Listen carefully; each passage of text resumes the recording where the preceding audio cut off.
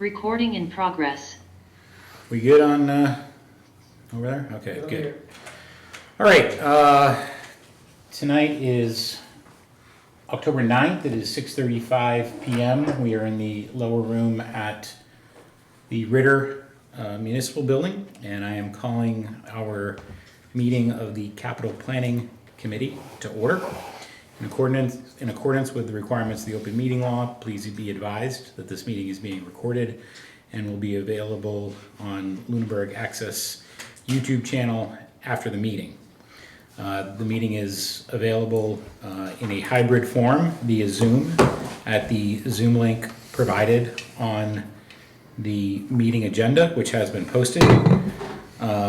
In the event that there is a problem with the remote meeting feature, this meeting will proceed as scheduled at the aforementioned location.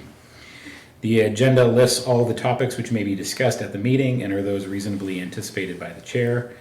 Votes may be taken as a result of these discussions. Not all items listed may in fact be discussed, and other items not listed may also be brought up for discussion to the extent permitted by the open meeting law. Okay. Is there any public comment? No. Seeing none and seeing nobody in the Zoom, I will move on. Chair's report. A few things to report. Following our most recent meeting, I went ahead and met with the interim town manager about the request to standardize our presentations and ideally to accelerate our calendar. I think, as everybody knows at this point, that has been a challenge. However, what happened in the interim was that Mr. Terenzini appointed Muir, the library director, as a coordinator to work with the department heads to try to standardize the presentations, as well as to help us get things scheduled. And I have communicated the proposed schedule via email, and we'll talk about that in a little bit more detail later on. And what you will see tonight from the soon-to-be interim police chief, Lieutenant Thibodeau, is the first of our presentations, which will be from the police department. And we'll have IT and facilities and DPW and schools in our following meetings. A week ago, last Monday, I was invited to participate in the budget committee meeting. There was a discussion about capital and its effects on the budget. I would encourage those of you who are interested. It is available on YouTube. I answered a number of questions from the board, talking about my experience with the capital planning over the last 2 years, and even before that, my experience as a member of the finance committee over the 3 years before that.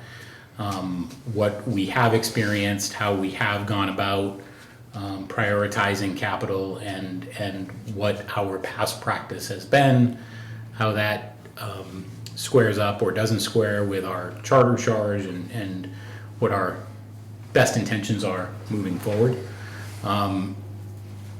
There was some discussion about the fiscal piece of this and our lack of visibility into the funding mechanisms and funding projections associated with capital. And I shared my opinions, which I've shared with all of you, pertaining to that. And I'm most interested to see what the special budget committee is going to come back with in terms of recommendations, and I certainly availed myself for future discussions. I'm assuming you're talking about the budget task force. Budget task force, yes, I'm sorry. Okay. Yeah. Just want to make sure. Yep. Earlier today, I was invited for a meeting with Mr. Bernard, who wanted to talk about some special concerns and considerations he had pertaining to the DPW budget. We talked about a DPW capital planning request. We talked in some detail about whether and how to include items that he anticipates being funded by Chapter 90 and how that may interact with the capital plan. For what it's worth, my advice was to include it, but obviously we would include that funding source in our consideration for how we made a recommendation and how we worked with the town manager on that. He also expressed some concern for, in particular, the cemeteries and the cemetery expansion, which, if you guys recall, last year we're nearing the point where we have to do some expansion work on North Cemetery in order to continue to sell lots. The Cemetery Commission has not met in at least a couple of months, and there is a sum of money that they have access to that there needs to be a discussion in terms of whether that money will be available for that sort of project, and he's hoping to get that resolved and ready for his presentation before they come, which will be roughly a month from now. And that is it in terms of capital specific conversations. We will have a conversation later today specifically about our schedule for follow-on meetings. One thing that I neglected to include in the agenda was the draft fiscal policies manual, which I had distributed at our last meeting and asked for commentary on. Mr. Bowen sent me an email today, which was great, with some commentary on it. However, also reminded me that reminded me that I did not include it on the agenda. So I will, obviously we will not discuss that tonight, but I would encourage any members, if you would like to send me additional commentary that I can roll up and gather for a substantive discussion on that at a subsequent meeting, I would be happy to do so. One item of note on that was a comment from me that I believe has been resolved since our last meeting, was my concern that the proposed manual was inclusive of existing policies, bylaws, state best practice, but it was not necessarily annotated as to the source of those. And my concern that actually getting our policies aligned with that document might be more of a task than we wanted to sign up for. I believe at a subsequent select board meeting, Mr. Terenzini advised that we should treat that document as proposed policy. So basically a wholesale replacement for fiscal policy. Everything that would be applicable is enshrined in that document. And therefore we wouldn't yet not need to do a line by line replacement of policy, but that would ideally be readopted in totality by the select board. And I know we're not gonna discuss it tonight, but our section of it, what I did was I went through the bylaws and the charter. Oh, geez. And I did, those Yeah. are annotations. Yeah. And in some cases, it was just a weird phrasing difference that they decided to use different words. In other cases, it was completely different. Mm-hmm. But what you'll see is my annotations of the other Okay, great. things. Well, I appreciate you doing that work. I'm You not didn't sure. send it to the whole. You know, he just sent it to me, which was the right way to do it. Just Yeah. him. I I Yeah. wouldn't wanna. don't recall Mr. Terenzini saying that comment because Okay, it may have been at a school committee. Oh, he didn't. I don't think he. unless it was yeah. a meeting I was Yeah. not at, which was only one in the last few Yeah, months. that was my understanding. Okay. Anyway, from a recent comment from him. So my advice would be to, if you do go through it and send commentary, send it from the position of proposed policy in totality, rather than thinking about, okay, well, this is one thing that doesn't necessarily jive with that. This would supersede all existing policy. Mr. Chair, I'm assuming it is the purpose for us to focus on just the capital Yes, plan, not the yeah, whole document. yeah, Oh, yeah, which, that's all. yeah, which we discussed. I have Okay. no intention of this committee doing anything more than the capital Okay. section, which Yeah. I think is a totality of about a page and a half or 2 pages. Yeah, it it wasn't wasn't very very long. Yeah, okay. All right, we have on the agenda review and approve minutes. I did not put the dates. I sent an update, which had been forwarded to us over the course of the summer, and I re-forwarded it to the committee, adding Mr. Bowen, who I don't think was copied. We can take action on those minutes tonight, or we can bundle them at our next meeting.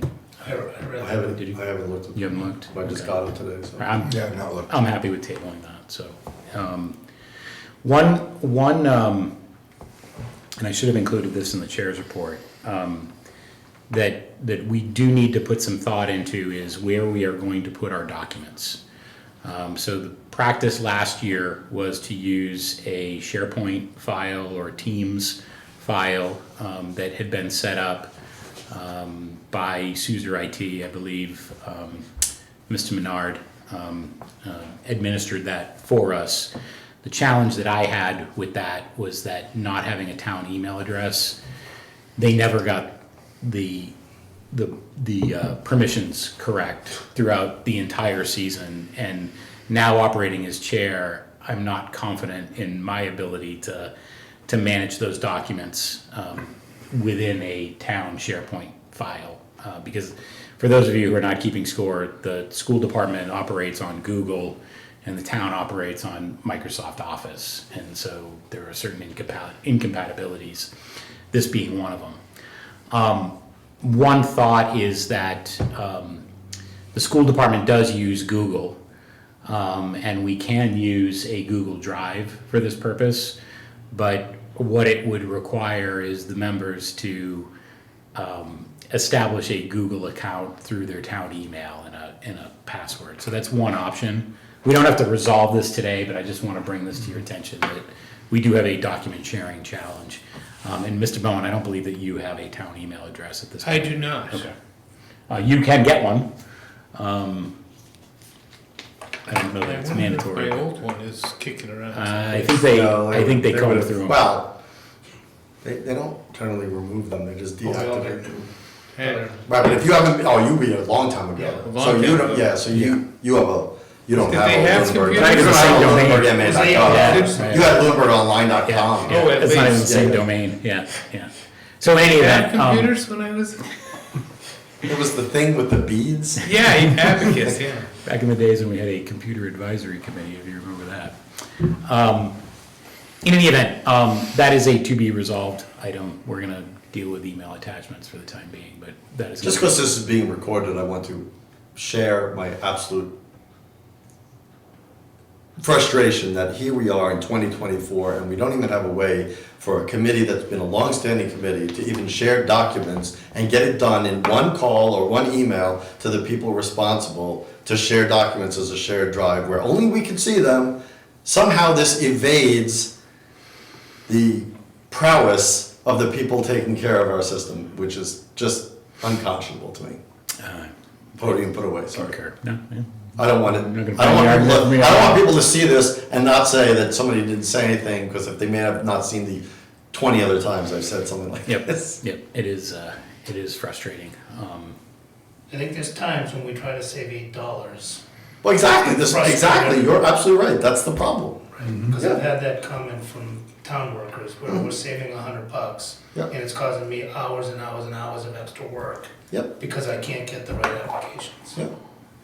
So if that is the case, let's try to just fix it. Amen. All right, so that is something for me to work on between now and our next meeting, and hopefully I'll have a better story to tell at that meeting.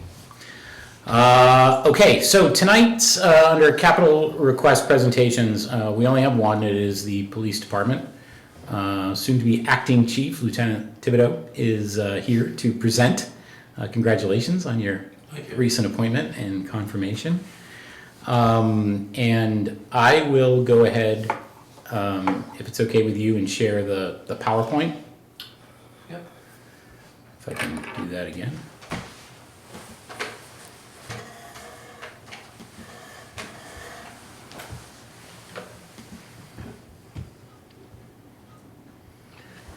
And I'll go full screen.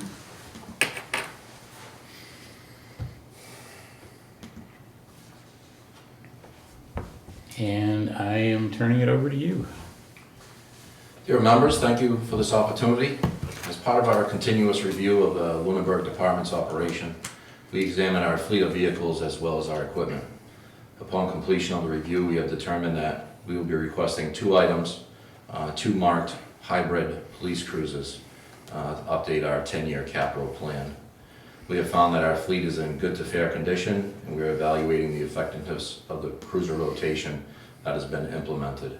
Also, by replacing gas vehicles and replacing them with Ford Explorer hybrids for multiple cost savings with fuel consumption and the green grants. Once we're able to determine the effectiveness of this program, we can determine what years we can reduce purchases of multiple vehicles. FY26 vehicle requests are a result of vehicles that have been in the fleet for extensive period and the replacement with hybrids, making the Green Community Grant eligible. We have found that we also have outgrown the current workspace at our facility with not enough office space for our current positions. And we're working with Facilities Director Chris Ruth on plans to utilize a vacant second floor in the building. This expansion space would be used for workspace cubicles. We've also looked to reduce costs through grant opportunities.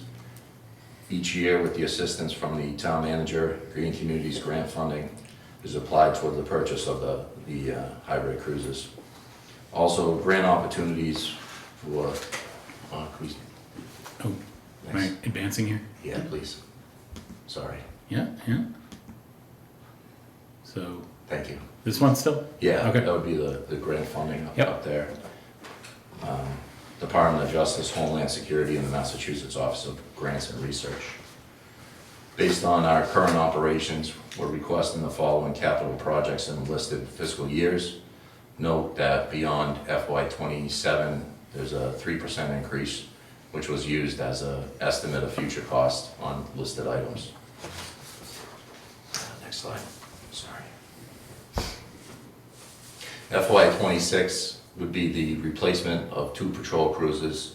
It would replace 205 and 206. 206's mileage right now is at 100,195, and 205's mileage is at 81,420. The estimated cost right now would be $72,058, includes the vehicle and upfitting on that.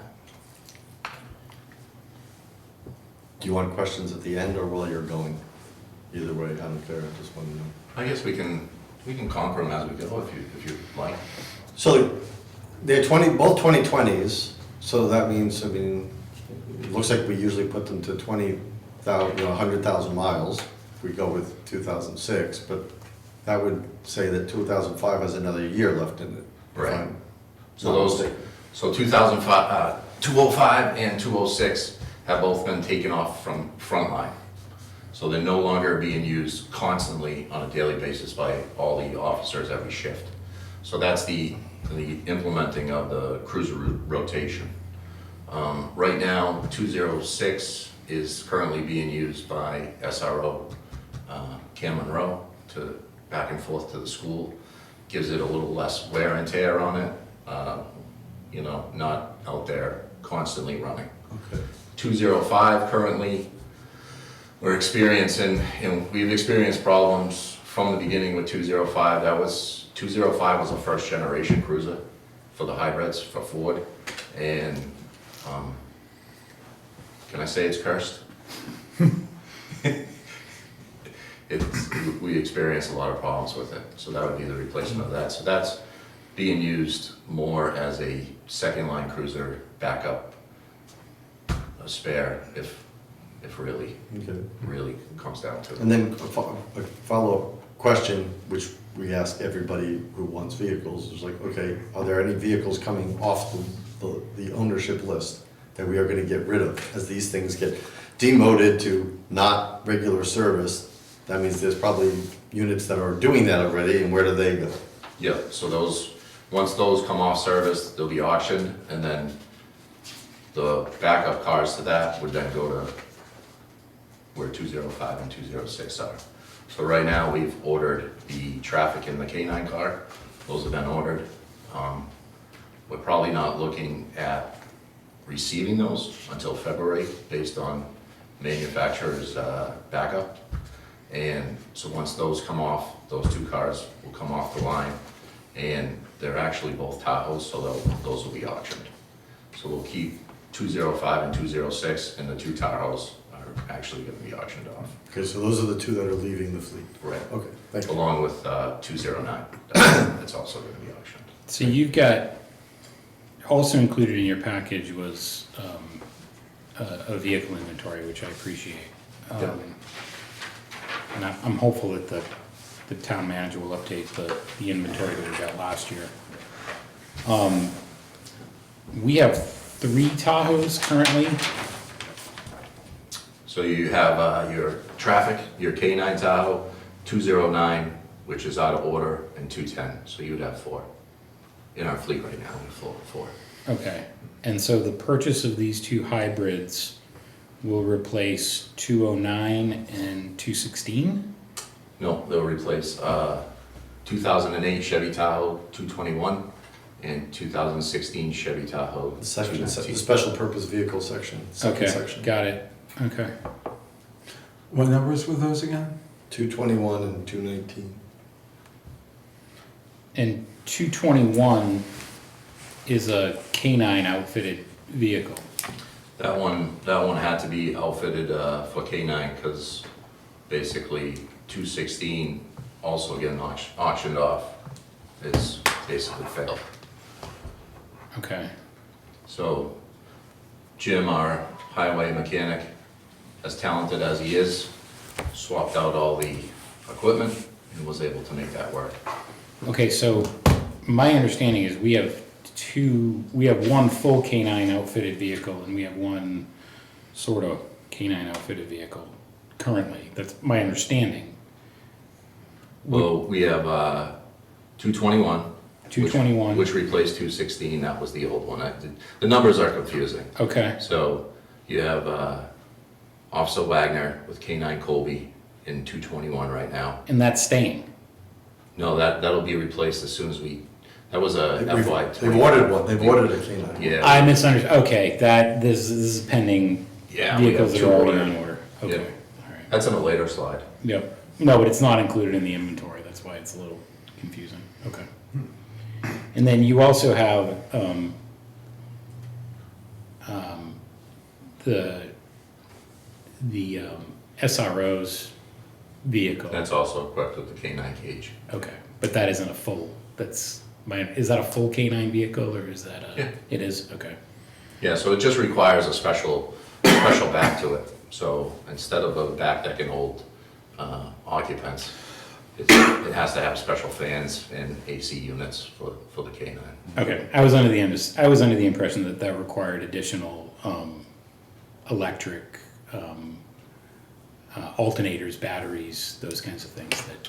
No, that one's in a regular Ford utility. Okay, Yeah. all right. All right, thank you.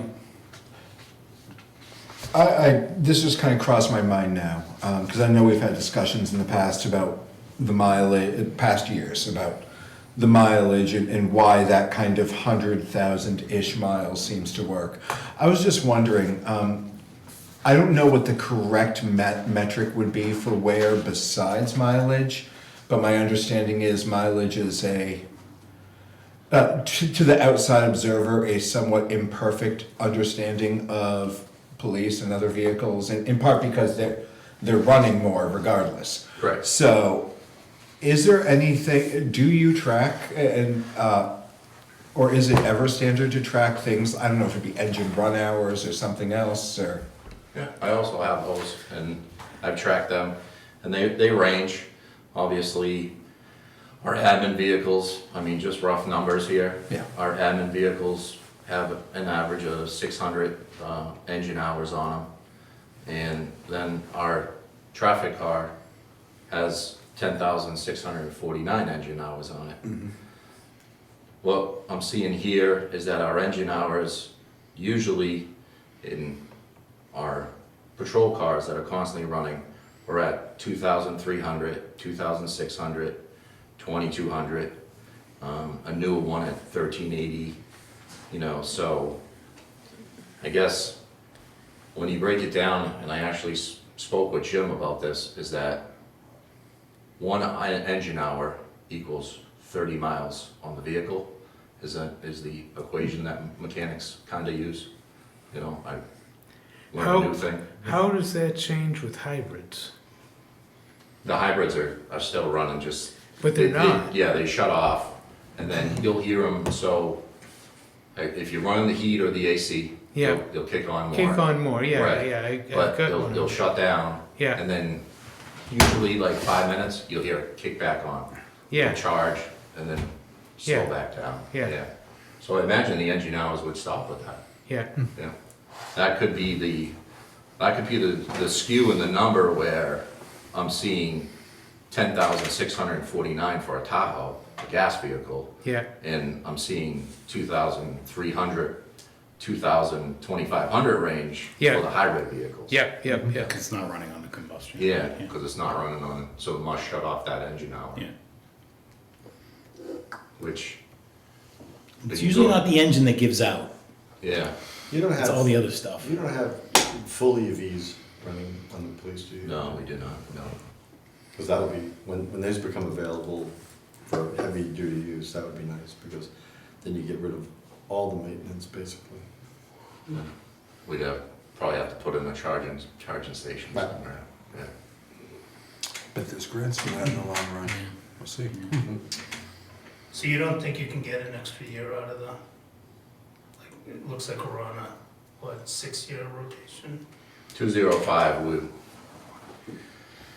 we're not gonna get an extra year out of that, which, the logical thing, and you said it earlier, that to spend $100, to not have the tools to do it, is Jim, our mechanic, who's highly talented, probably needs to attend a hybrid training to fix hybrid vehicles and be given the tools to fix the hybrid vehicle.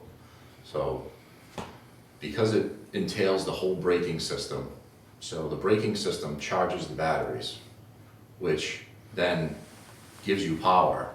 It's a little different than a gas vehicle with brakes and such. That would require special tools, so what we saw with 205 is that when we were having charging system failures, was the light that was coming on, we have to bring it to the dealership.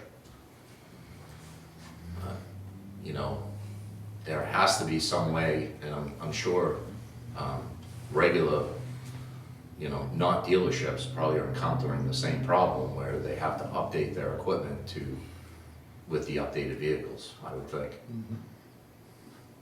Makes sense to me, I'm not a mechanic. But in the next slide, if we move on, I'll show you some cost savings. We like that. Right, so our fuel savings from the hybrids, our analysis of FY '24 to FY '25, we used July and August. We saved about $749 for those 2 months, which gives us an estimate saving of about $4,500 approximate for the hybrids by that. So that's a 2-month comparison, so, $750. It's, with obviously the gas prices, I understand fluctuate, but, we definitely are saving money with the hybrids, that's for sure. We're seeing that on the fuel end. And then plus the rebates that we get through the green communities. And we're also helping the earth. When we say, Well, except for the batteries need to go somewhere. That's true. We haven't encountered that yet. fuel savings of $749 and change in those 2 months, is that fleet or per vehicle? or- Fleet. Fleet, okay, great.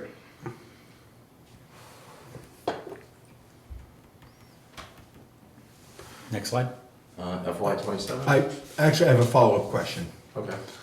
I'm trying to, oh, never mind, I misread. I read total fuel cost is total fuel savings, and numbers weren't jiving for me, and I can see why now. Okay. I'm bad at reading. We did get a detailed breakout in fuel spending as well. Yeah. That was, FY '27, anticipate portable radios that were purchased in 2020 for $21,649.75. I got an estimate just last month. The estimate of $1,478 for 30 radios brings us to $44,340. It's a 7-year span on the portable radios, updated technology, and basically the lifespan of the equipment, of the electronics. Also, I have in there a 2027 Ford Interceptor with an estimated cost of $75,559.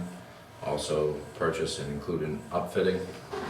That would replace 207, which 81,000 miles for 420 on it right now. And the engine hours are 2,269, which I guess if it does shut off, that's actually, I didn't think of that. Thank you for actually pointing that out, Mr. Bellin. That would replace 203, which is a gas vehicle, so we would get that grant for it. Yep. Replacing 203, which right now is a 2014 vehicle. And mileage, that's a detective's vehicle, so the mileage is lower. It's not constantly being used. It's only at 67,143. That's the regular replacement of the investigative bureau unmarked cruiser. At that point in 2027, it would be at the 13-year mark. So the radios made me think of cameras. I didn't see camera replacement anywhere in the The 9 or body. 10-year plan. Yeah, the body worn Body cameras. cameras. Yeah, so right now, there is some grants out there, but it's for basically police departments that don't have them. Right now, they're working good. They're a great tool that we have out there. And What's their lifespan? I don't really know. I don't know. The newest technology, that would be generation 1 cameras. So I imagine if I put a 7-year lifespan on electronics, it would probably would be 7 years. Hopefully, maybe more. The expensive endeavor those cameras are. Are they supported by like a maintenance contract or something along those lines? Yes, yeah, it's a yearly contract for our software. That keeps, so everything is downloaded to a separate computer. But is it for the hardware devices too, or just the software? The hardware devices we own. Okay. But We they're, use software. but you could still buy a support contract for No, right. stuff under Yeah. perpetual use, so. So it just seems that somewhere in the 10-year plan, we need to Right. probably account for camera replacements. And then figure out if we phase Hoping that. there'll be a grant. Yeah, well, So, yeah, but whatever the funding source, we should be tracking it. yeah, Okay. Let's put it this way, we're not gonna go from a department that didn't have them, that has them, that goes back to not. Right. That's No, not no, gonna happen. right, No, absolutely Right, not. so- Absolutely. So we have But to then account if for you them. didn't have them, you'd get a grant again to get them. Right. That's why you went to law school, huh?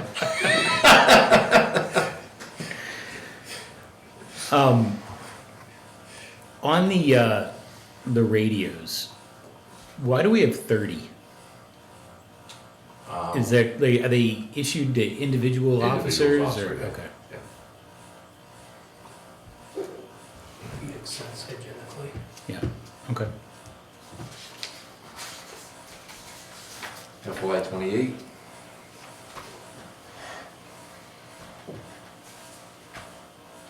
FY '28, we have 2 police Ford Interceptor hybrid Explorers. The estimated cost of $77,825, totaling $155,650, which would replace 212.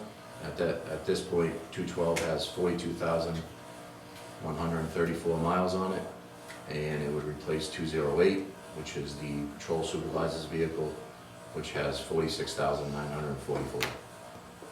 Also making eligible for the hybrid green community grant funding. So Obviously, if Sergeant Chevron and was the other one just supposed to be in patrol? So the sergeant's car 208 gets used by the sergeants Right. on the shift, yeah. Right, but the other one with the just Oh, plug-in, the yeah. generic thing, okay. Oh, okay, yeah. That's how low you are, you just got a car, It's good a clip art. car logo. It's good clip art.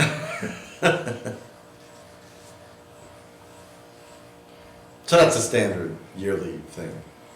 Yes, Okay. we're gonna see that theme here. Oh, yeah.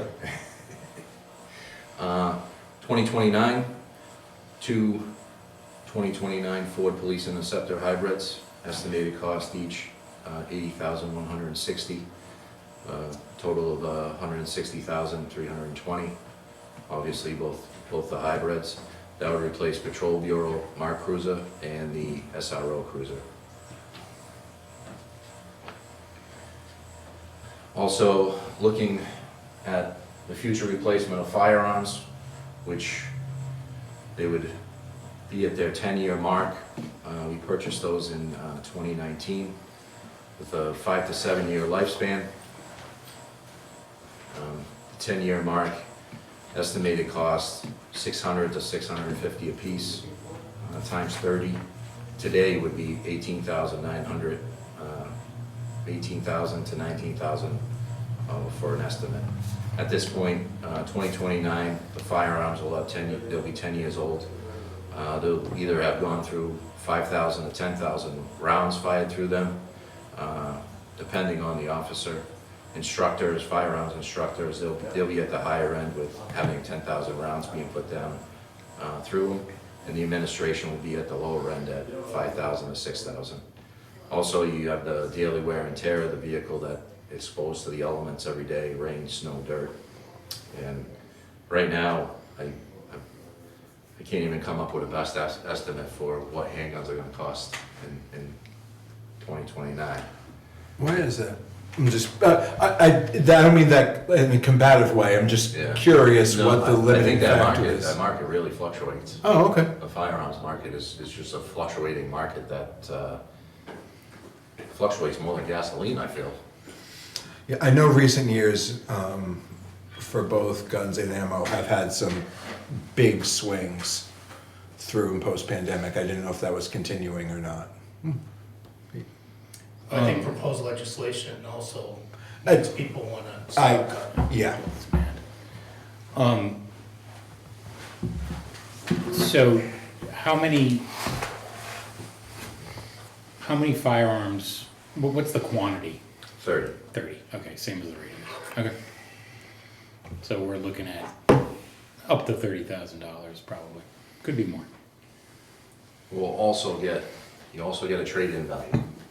So we'll get a trade-in value on these, which will reduce the cost too. Usually when we turn the firearms in, they give us X amount per one, which helps, definitely helps. What do they do with those? Because those are special police issue, aren't they? Yeah, Don't- honestly, I don't know. Yeah. They probably ship them to another state where you can purchase them, Okay, that's comforting. right?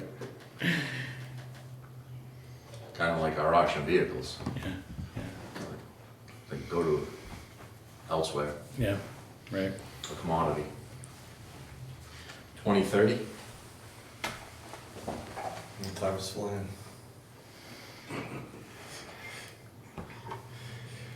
2030, two Ford Police Interceptor Hybrid Explorers, estimated cost $82,565, a total of $165,000, which includes outfitting.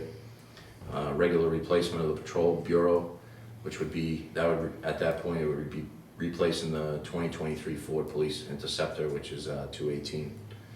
And in addition to the fleet of unmarked vehicle for the Investigative Bureau. It would be a 2030 Ford Interceptor hybrid at $71,090. Why do you anticipate that? I mean, what leads to the anticipation of another vehicle? I assume an increase in the size of the, It was on the 10-year Investigative. hiring plan. okay, Yeah, for a second detective, which Yeah. we don't have right now. yeah, So it's on a 10-year hiring plan for a second detective. Just due to population increase, or? I guess if we see, yeah, I mean, obviously in 2030, it'll be reevaluated, you Oh. know, Yeah, I'm just trying to get yeah. I'm just trying to wrap my mind around how these decisions come to be. Yeah. I get there's a lot of variables coming in. I'm just curious. I can believe that we would need a second detective. I was curious Yeah, why, you know, or what leads us to believe that. if our crime rate goes down, we won't need one. That would be great too. Mm-hmm. I would imagine it's population, standard staffing by population. And type of town, so as opposed to, urban, as opposed to suburban and, rural, whatever. I know this is very redundant, we're at 2031. Regular replacement of the patrol cruisers. 2 at an estimated cost of $85,042 in 2031. And that would be basically going through our same cycle of replacing. 2032 are the same. Again, at this point, we'd be replacing the patrol K9 from 2025 and replacing the traffic officer 2025, which are hopefully the cruises we anticipate to get this year. I think we have this. You might be behind this on next slides one. here, yeah. Oh, Put a lot more. the future, yes. The future, Yeah. obviously the regular replacement of cars, it's the nature of the business that the cars are constantly running, and replacement of bulletproof vests and portable radios as we go on, and the replacement of firearms as such. It's just keeping the equipment up to date as it times out. The next slide, I guess I already talked about it, is the update of our vehicle, which the traffic car, which you see up top there, Tahoe, is being replaced with a hybrid 2025. It's been ordered. I'm being told that we probably won't see it until February, and anticipate its arrival. And the Tahoe is the one that has that 10,000 engine hours. Yeah. Yeah, and so hopefully we get that sooner than later based on manufacturer. Next slide. Do you have a replacement for the pickup truck? No, the pickup truck right now only has 7,000 miles on it, So you're looking to get 12 years out of that? hopefully. Okay. So that's not used on a daily basis for patrol. It's used for specialty assignments, and really hoping to keep the wear and tear off that, Okay. and get that lifespan out of a pickup truck that you can. The replacement for the K9 Cruiser, there was no Ford Expeditions to be ordered. So that was spec'd out for an Expedition. That was funded for $92,211. The vehicle ended up costing $47,582. So that saved $10,192.20 on that side. And the upfitting cost $34,436 based on the special equipment for the K9 Cruiser. So we should see a savings there of that $10,000. Searched high and low for an Expedition, and just wasn't there. So the Expedition for what I encountered is that the Expedition for the general public has a shifting gear in the middle, and the Expedition made for police purpose has the shifter on the steering wheel. So basically, if your shifter's in the center console, that eliminates your radio and all the equipment that we have in the center. So we couldn't buy a regular Expedition to put in place. So little savings there, I guess. Good thing. How's the new dog working out? Good. Kobe's good. He's been deployed a couple times successfully. Tracking. And so far, so good. Stays healthy. That's the main thing. Who's the officer who has it? Jack Wagner. Okay. and you find that the decision to go with a tracking dog versus a multi-purpose dog, you know, there was a kind of a decision around Yeah, so. the kind of dog and Yeah, the mission. Is that proving to be aligned with the demand? absolutely. He does tracking and narcotics. He's been successful with narcotics also in various drug raids. And happy to say that last week he just got recertified by the state, passed all his tests. Just like anything, he has to continue in professional development, just as an officer does. Yeah. And yeah, he did very well and he passed. Good. So happy to announce that. Good. Well, that kind of dog has got one hell of a sniffer on it, so they can track. Here's the next slide. I have an update on our Milo system, which, if everybody didn't see, our state reps presented us with a check for $30,000 that was earmarked along with our state senator. And we've received a total cost of $31,765 to order that, and that should be getting ordered soon. I'd love to hear a report back about how you guys feel about it. Absolutely. Next month, we're gonna have 3 officers that are gonna get trained, so trained instructors on it, and then it'll be able to get put in place. That was a big win.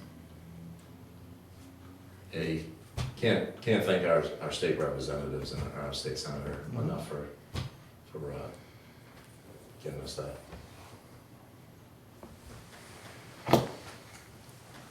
That's it? That's it, thank you. You need to go to parking school. Yeah, the parking is a little outside there. Doesn't that look nice though? It's nice when you're the people who give tickets and you can park like that. Right. So, one of the things I see that's not on there, and I'm assuming it's because, well, I don't know why, I'll ask. I mean, obviously all the vehicles are outfitted with computers, but I don't see any computer components on there. That would be the upfitting. So, and that's good for the whole life, the 5 years of the car? The upfitting of the vehicle, right now, our computers that we just purchased, the Toughbooks, Yep. are all fairly new. Okay. And so when we put it in a new car, that computer will still be able to be used. But even then, I mean, again, even tough books, you gotta believe have a lifespan, and I find it hard to believe it's more than 10 years. Yeah, but I think we're buying them as we go. As you know, so there's the $20,000 threshold issue. I think some of this is captured in department budget. That might be, okay. It would not be good to know that, I mean. Yeah, no, you're right. Well, not good for us to know. If it is Good happening to know. under there, then fine, then we don't need to know, but it seemed like the only omission. Yep. And then Chris Ruth will have something in there about getting you more space built up. I think he has already started working on that. I think it was last year he started working on a plan. If you've ever been in the police department, we have an unfinished area upstairs that basically is 3/4 of the way to be in usable space. But in the original building of it, it was stopped. Right. Was that approved last year or? No, it was, they've been trying to get it outfitted for document storage, I believe, for years and years. But now they need it for real people, which is one of the good reasons why we didn't go for document storage. Yeah. So that would be the other room. So Oh, there's 2 you rooms. know, when you go up, so Okay. there's that first room, and then when you go through, that's where the document storage is, which would be above the garage. Okay. So you have almost 2 square rooms off there. The documents are in that room. Okay, gotcha. So it's a separate room, okay. So building that out as office space though is in this year's facilities plan or? I don't know if he has it in this year's capital plan. We have spoken about it, definitely on his mind. Okay, but it's we'll see that when he does. Maybe those facilities, yeah. Okay. Hopefully. Can you speak to that, just, you know, in the event that does come up? Because I think, you know, most of us have heard it from Chief Gamble.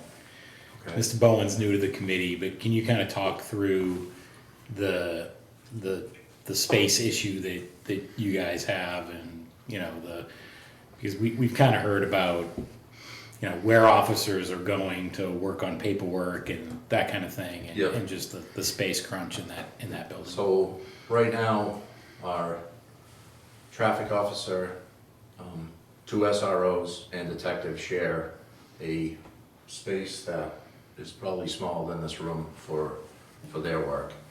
The sergeants utilize what we used to have as our meeting room, which was, I think they called it on the original plan, the library, or I don't remember. off the chief's office. So now we've moved that into having the sergeants in there. Then you have the chief's office, and then you have the outside where the patrol officers will do their reports. When we have 20 officers compared to, I think when the station was built, it was 10 or 12 Yeah. officers. Yeah, maybe a little more, but yeah, certainly way under 20. Way under 20. They just didn't account for that space, or they did and just chose to unfinish the room upstairs. The room upstairs, like I said, you know, Chris would probably talk more about this, but I feel like it's 3/4 of the way there. It needs a floor, it needs a drop ceiling. I believe he said that the sprinkler system needed to be turned around because the sprinklers are faced up, so they need to face down. That's something easy to do. Yeah, I guess. Well, it was for no drop ceiling No versus drop a drop ceiling ceiling, versus a right? drop yeah, ceiling. Yeah. I guess. I don't know. It does sound I kind of. guess we have to go to the original plans to find out why they did that. But, you know, I think it wouldn't be that bad to get it started with cubicles. I don't, obviously the price of building materials have gone up. But it's needed cubicle space. That would enable us to move the detective, the 2 SROs, and the traffic officer to the upstairs. And we could then utilize that office for the sergeants, and then we could bring our library back, which would be our meeting space, which right now we use the training room. So interviews that we conduct or meetings that we conduct, now we use the training area. So we lost the room to accommodate the more offices and working space. And it's long removed since when it's been built, but I believe that, like many things, we left certain spaces that could have been built out undone for cost reasons because we didn't have the staff. And we didn't know that we would ever get to the staff. But now here we are, like what, how old is the building now? It's like 20 years old. Ish. Yeah. So, you know, now we're here. So 20 years to have to build out the last part, it makes sense to me. Indeed. All right. Anything else, Lieutenant? No, thank you. Thank you. Thank you. Thank you. Definitely fixed those things that Mr. Alonso had brought to my attention, and I'll research a few things. And brings up a point on Mr. Bowen's. If you guys want to cut me off, that's fine, but I just noticed 203, which is a gas vehicle, Yeah. has 2,541 hours on it. Well, I only know from my own experience. I've got a Prius that I Right. often sit idling in while my wife's in shopping, so I know how it shuts on and shuts Yeah. off. So when that vehicle does shut off, it does shut off the engine hours. Yeah, Yeah. yeah. Yeah. Which is good. Again, learn something new. It's great when it comes to fuel. I think the challenge with the modern vehicles in New England is it's not the engine that quits first, it's all the other stuff around the engine. You It's- know, like it's In the case of the Prius, it's the hybrid battery. yeah, yeah. Well, the yeah. battery is a big one, and then, of course, with gasoline engines or diesel engines, you have the transmission, where if you Yeah. have a full EV, you don't have that issue. Yeah. Yeah, when I asked about the engine hours, part of me was just thinking of other metrics besides mileage with which to process vehicle wear and tear. Yeah. I mean, the department clearly has a very good handle on understanding pretty dang well about how long a vehicle lasts under your use. So this was purely just trying to see how that kind of falls out in various ways. Inevitably, it's going to be a different metric. You're absolutely right. Yeah. It's going to be It's a different great- from, to hybrids, and it's going to be different when they finally do get to full EVs. Great point. That was a great point. Not to mention just the different use, you know, a patrol vehicle, those are hard miles as opposed to a chief's vehicle or an Yeah. administrative vehicle, you know. Which we get longer, Yeah. get longer Yeah. years out of. Okay. I do think though that if you can start to get another 20% out of your cars, you know, longer lifespan, you know, significant savings to be had for that, right? Right. Mhm. We're Because seeing you're mostly, average. you're all about cars, really. Yeah, the numbers that I was seeing on the average with your patrol vehicle, when you have them in that patrol use, is 22,000 to 25,000 miles a year, is what we're seeing. And then obviously when we take them off the line and put them more as a spare car, then we can start reducing that. Yeah. But yeah, absolutely, I mean, anything is, you know, I'm all for saving money, just like the next person. So, part of my conversation with the DPW director this morning was about vehicle maintenance and records and that kind of thing, which the members of the committee know is a refrain that's been going on for years, and we're trying to get some line of sight into that from our perspective.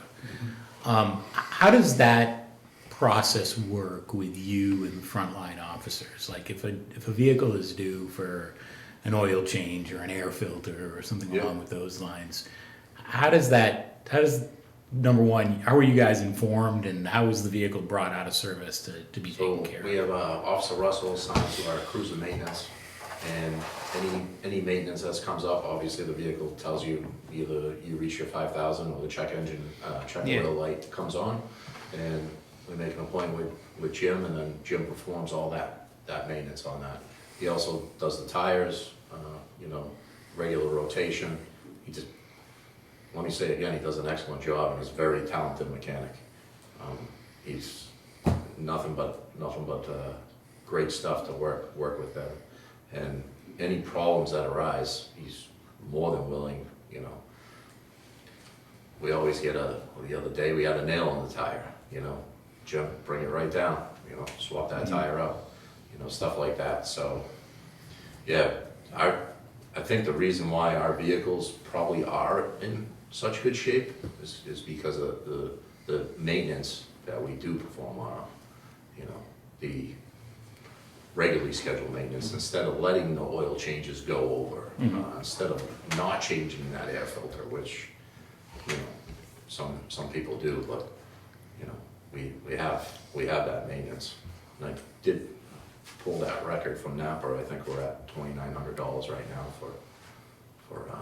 for costs, you know, which isn't too bad, but we do have to order snow tires. So snow tires are gonna be obviously coming down the line this month, you know. You order new snow tires every year, is that how that goes? So the down? snow tires get run out, and then the ones that didn't have much wear and tear on them won't get replaced. I got 2 years out of my snow tires, but they'll have to be replaced this year.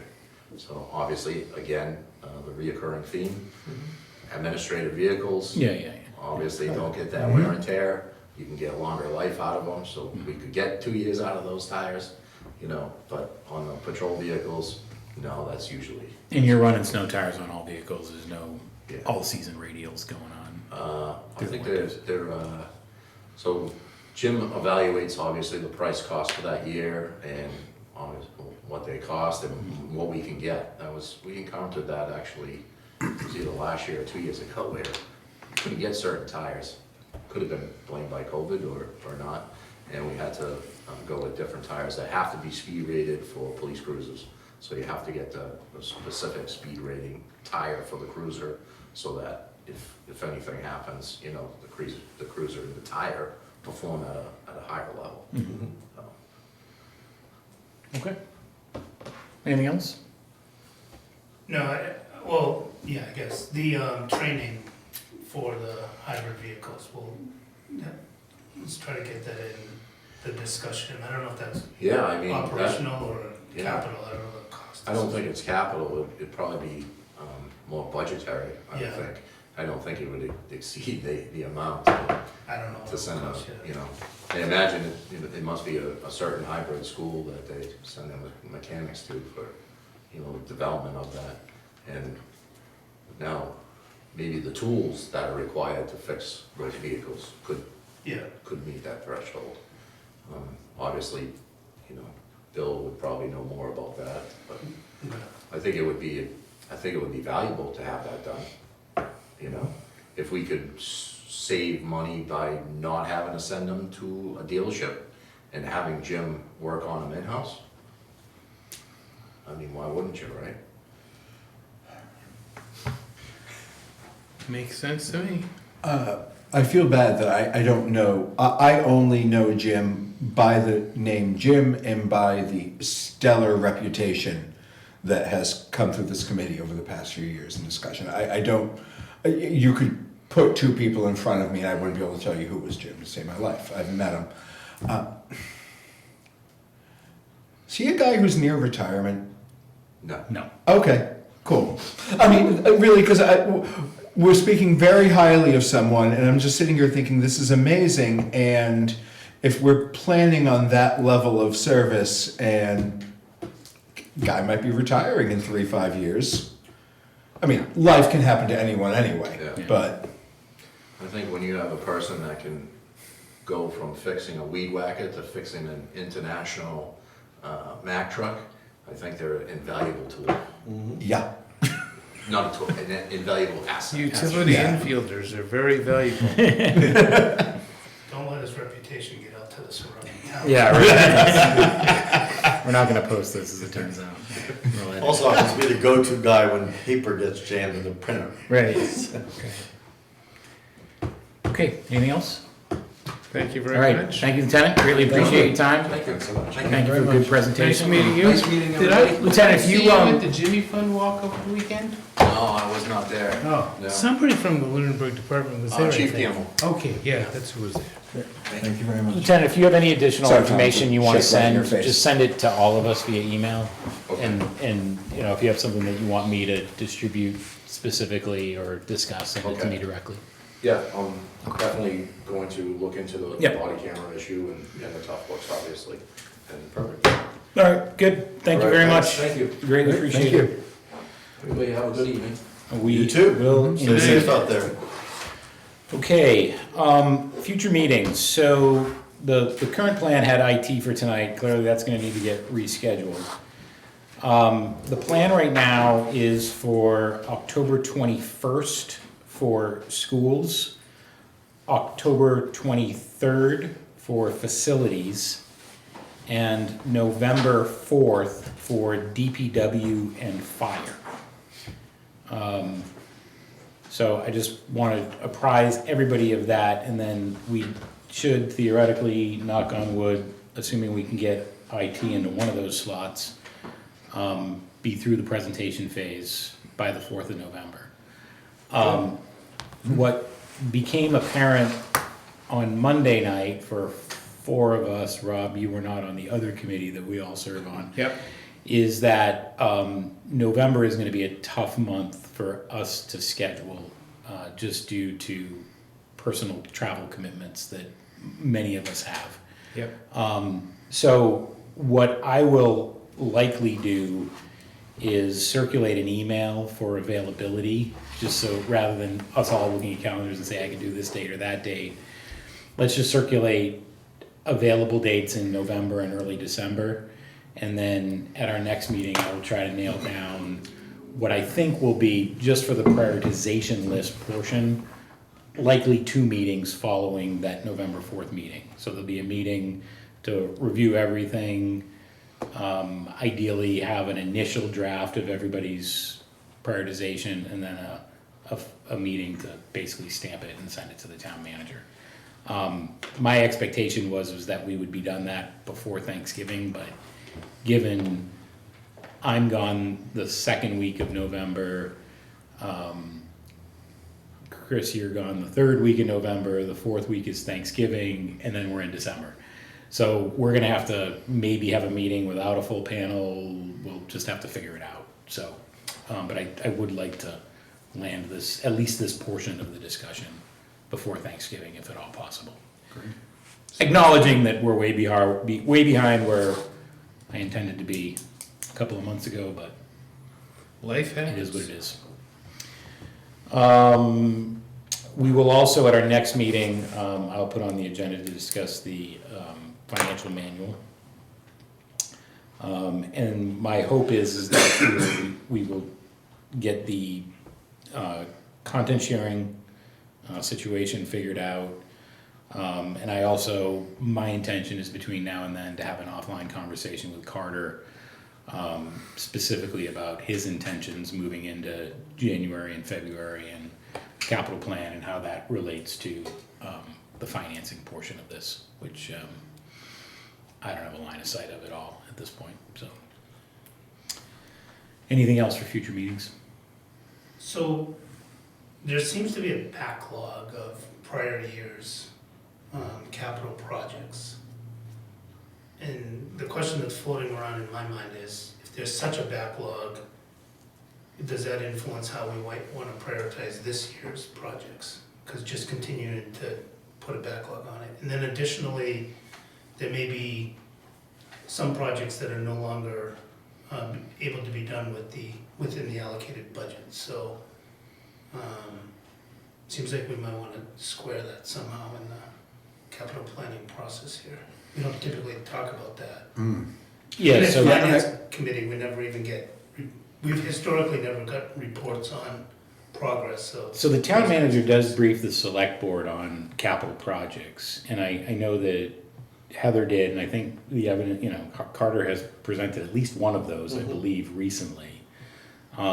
We could certainly invite him to our next meeting to update us, and I think that that's fair game for a conversation in terms of should that be considered in terms of how we approach.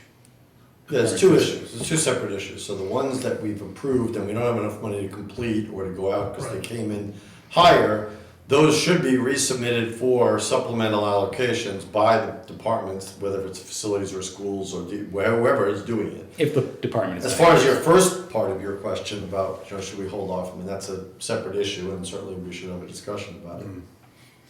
Yeah, I can tell you from the school perspective, we got an update, I wanna say at our mid-September meeting on our capital projects. There are both issues going on right now. There are funding issues, and then there are other just projects that are taking a long time. And partially because of which should have been foreseen in my opinion, but were unforeseen circumstances. So for example, on the security doors and also the alarm system in Turkey Hill, there wasn't a plan for certifying and remediating asbestos as part of those projects. So that has slowed progress on getting those projects, even out to bid, because there was a additional requirement on the front end before the bid could even go out, that the school department is just catching up on. The other thing is, I don't know if you're all aware, but our facilities director in the schools has resigned. And so we are going to be seeking, in fact, we have already posted for a new facilities director. The upside of that is Dr. Gilman, our finance and HR director, has kind of taken charge of a lot of these projects and seems to have a really good handle on all of it. And so there is a continuity aspect there that I'm hopeful we can take advantage of. But One would assume she's getting pretty busy though. she Budgeting. definitely is. Yep, absolutely. So that's a critical hire that we'll need to make post haste. So how do you think the backlog will affect our prioritization of this year's project? So, given one where you're just going to buy a piece of equipment versus you know, putting project number 13 on the facilities list with 12 above it, we may say, why are we doing this? Why are we allocating money this year for something that's not gonna really get done for 3 years out? Yeah, When Because this there's money, this execution aspect of the projects that we should be factoring into our decision, in my opinion. yeah, okay. Chris, I'm glad you bring that up because I was having that same thought. When I was at Turkey Hill, probably a couple of weeks ago, I did ask Principal Levon about the security doors because I was curious, and I learned what Mr. Beardmore just shared with us, but I'm glad you bring it up because it got me that I was having the same thought of that's an important project. It does need to be done right. I feel bad that we put money into it that's kind of it's money in a holding pattern. Stunk. It's not money working. It's money waiting. And I mean, you don't know what you don't know either, but And there's no doubt, it's frustrating. Yeah. You know, when I first joined the finance committee, I would talk about like, if somebody could track the lifespan of a free cash dollar, right?